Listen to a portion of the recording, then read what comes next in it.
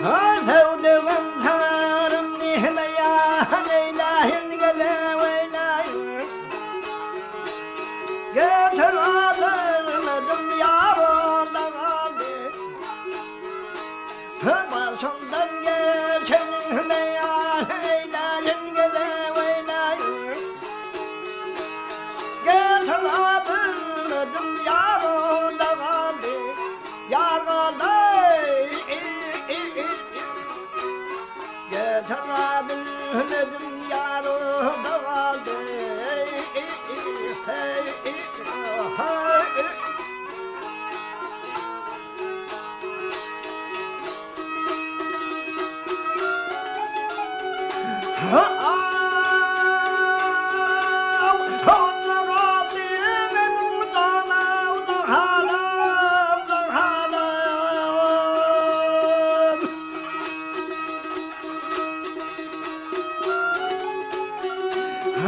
Gözlerimden aktı ama duvarıma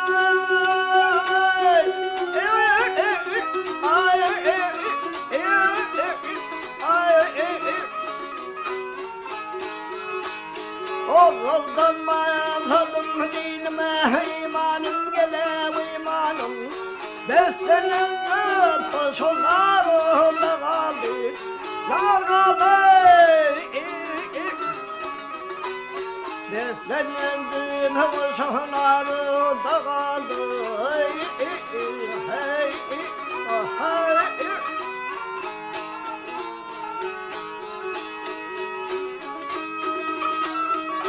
Hadelin diline yıkardı dağdına yaşandı ve yavasında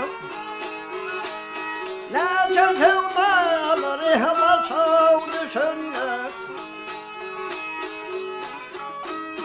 Yar yardan ayrılıp atmayı çağırsın deymiyor çağırsın Getirebilmedim yarımda kaldı Yar kaldı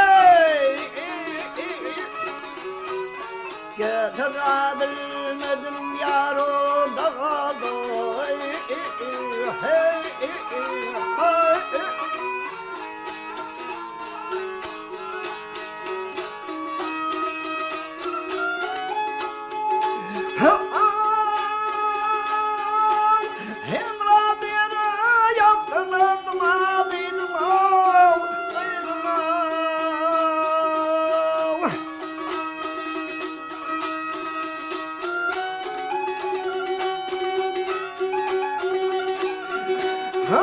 Hakkım bilene çağırdım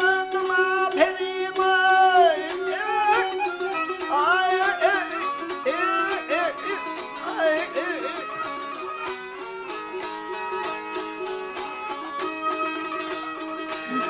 Üç yıl var bey çektim derdi hazerini veya zerini Göttü namuslen ağrımda kaldı Gitti namuslen ağrımda kaldı